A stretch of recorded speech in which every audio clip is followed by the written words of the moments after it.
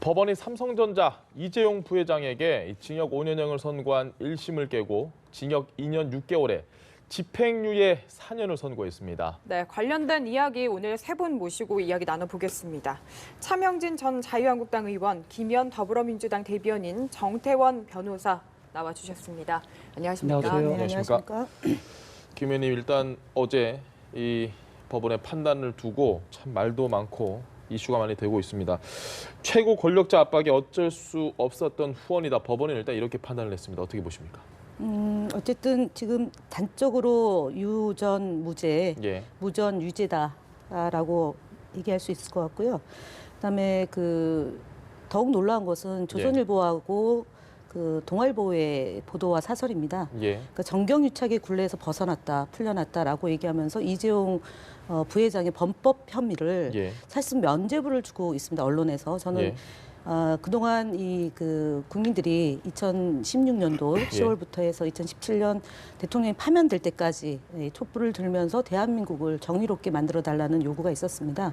이런 적폐를 청산하는 과정에서 언론이 부화내동하고 있다는 점에 대해서 지적하지 않을 수 없다는 점 말씀드리고요.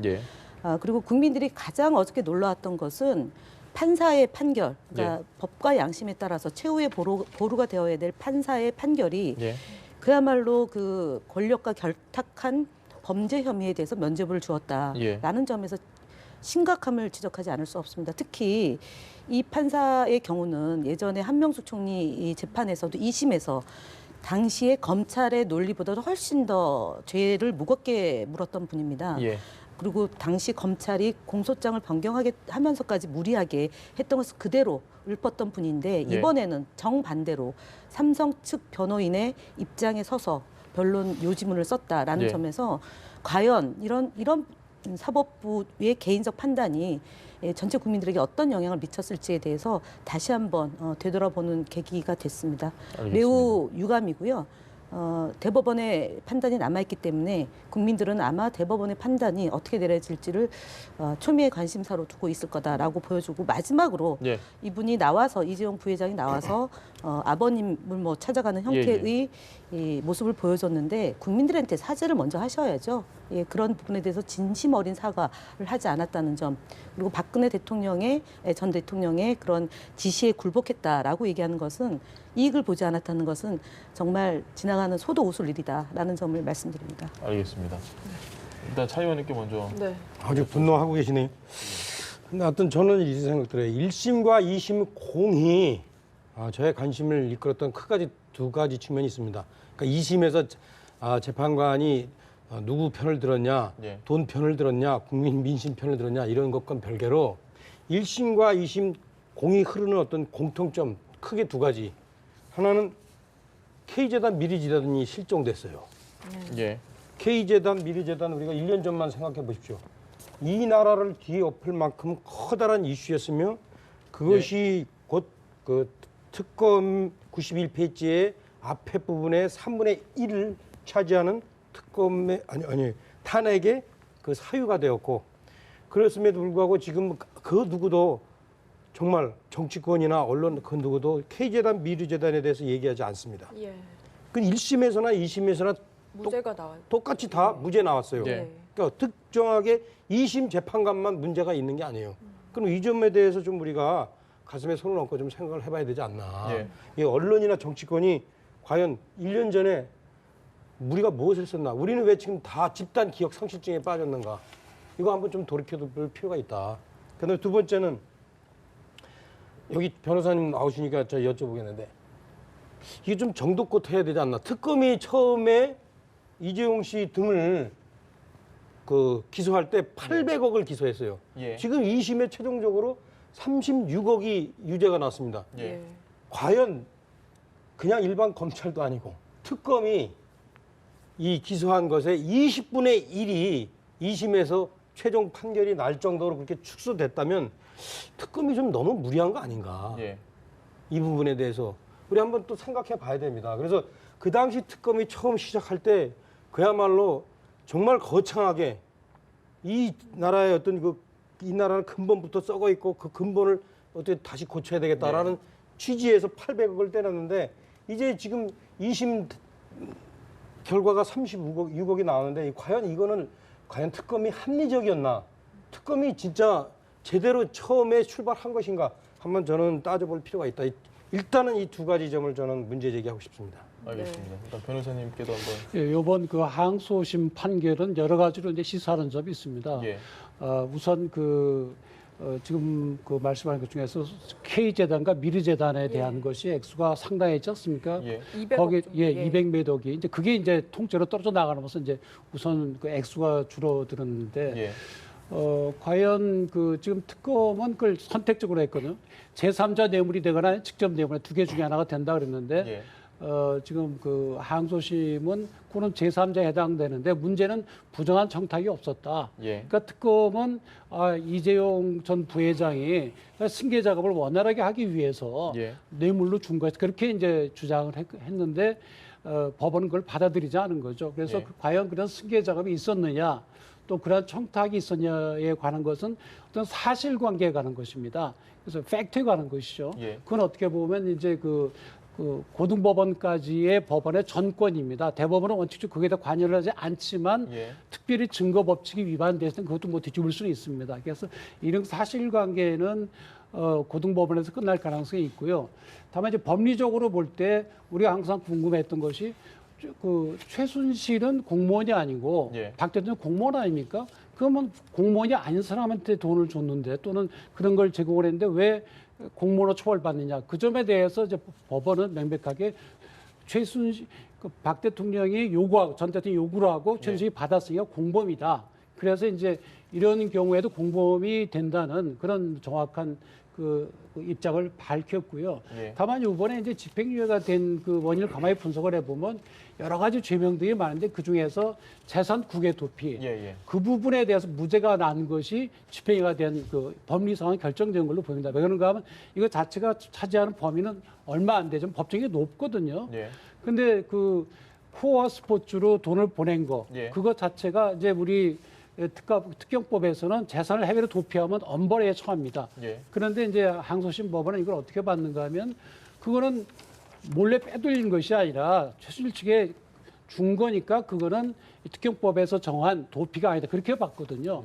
그래서 그게 이제 무죄가 되니까 법정형이 이제 5년까지 되고 5년을 반을 그 감경할 수 예. 있거든요. 그래서 2년 6월에 집행유예가 4년이 나오게 된 겁니다. 그래서 만약에 이 재산 국외 도피죄에 관해서 대법원이 견해를 달리한다고 하면은 형이 훨씬 더 높아질 가능성도 있고 또 과연 또 지금 말씀드린 대로 뇌물죄 공범으로 처벌할 수 있느냐 그런 문제도 또 있고 또 실제로 부정한 청탁 또는 승계 작업이 있었냐 그거에 관해서도 아마 대법원에서 다시 한번 첨예하게 검찰 측과 이제 변호인 측이 이제 다투어질 걸로 보이는데 아마도 이거는 통상적으로 정해지는 소부 그러니까 대법관 내분으로 구성이 된 그 부에서 하기보다는 예. 아마 대법원 전체 합의부 전체에서 이제 이 심리를 할 것으로 보이고 그렇게 되면 아마 항소심에서의 또 결론이 달라질 수도 있고 아니면 이것이 또 유지될 수도 있고 그래서 그건 좀 지켜봐야 될 걸로 보입니다. 네. 알겠습니다. 그런데 지금 말씀하신 그 재산 국외 도피 그 부분을 놓고요. 좀 네네. 이게 맞는 비유인지는 잘 모르겠는데 뭐 약간 패러디 같이 좀 약간 예. 이야기가 나오고 있는 것 같거든요. 이게 뭐 술은 마셨지만 뭐 음주운전을 한 건 아니다. 뭐 이런 식의 논리가 아니냐. 뭐 이런 이야기도 나오고 있는데. 그렇게 생각할 수 있죠. 왜 그런가 네. 하면 어찌 됐든지 간에 가짜 신고서를 써서 그 네. 돈을 독일로 보냈으면 이것이 재산을 도피한 거 아니냐. 이제 그렇게 주장을 하는 것이고 뭐 상식적으로 그렇게 생각할 수가 있는데 법원은 그걸 좀 더 엄격하게 해석한 거죠. 네. 도피의 개념이란 건 내가 쓰려고 몰래 옮겨 놓는 것이 도피지 이렇게 뇌물로 주는 거는 도피가 아니다. 이거는 이제 사실관계에 관한 문제라 법 이론상의 문제인데 고등법원은 그런 건 도피가 아니라고 봤고 이제 대법원에서 어떻게 볼지는 좀 지켜봐야 될 걸로 보입니다. 알겠습니다. 김 의원님, 야당에서는 이게 뭐 존중한다 지금 이런 반응이거든요. 뭐 한국당도 그렇고 바른정당도 그렇고 어느 정도 네.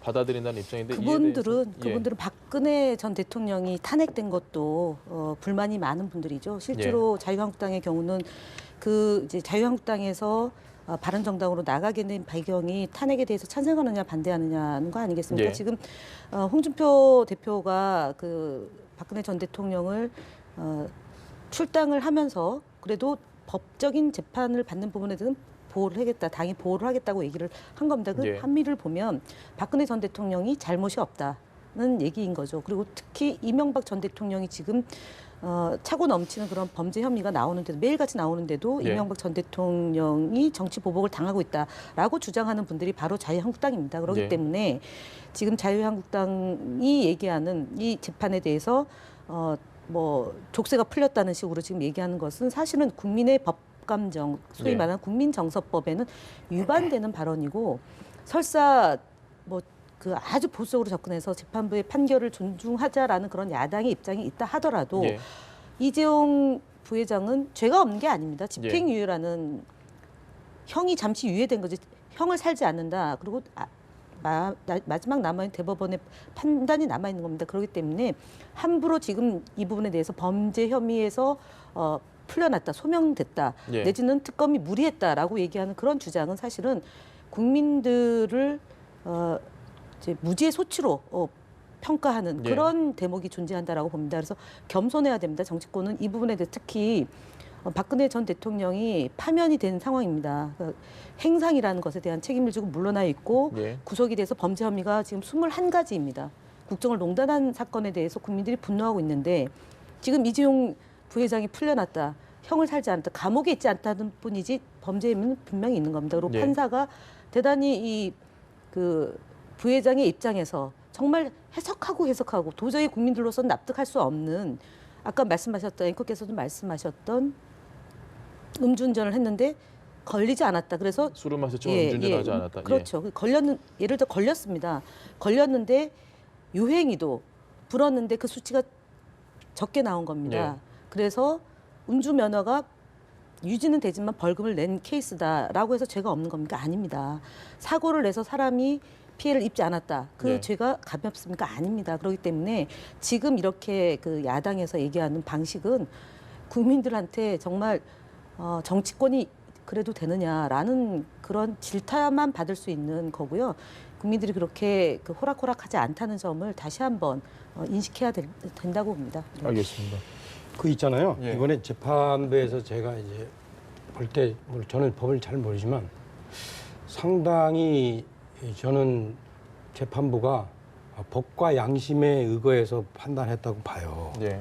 그게 무슨 얘기냐면 실제 조금 아까도 얘기했듯이 이 묵시적 청탁이라는 문제에 대해서 물론 우리가 이게 사회생활을 하면서 여러 가지 그런 관계에 있어서 어떤 그 눈짓 어떤 암묵적으로 이렇게 어떤 뭐 서로 이렇게 권력 관계에서 오가는 어떤 이해관계가 있을 수는 있겠죠. 하지만 법이 재단할 때는 그런 것까지 다 그랬을 것이다라고 하면은 제가 볼 때는 이 땅에 법은 필요가 없어요.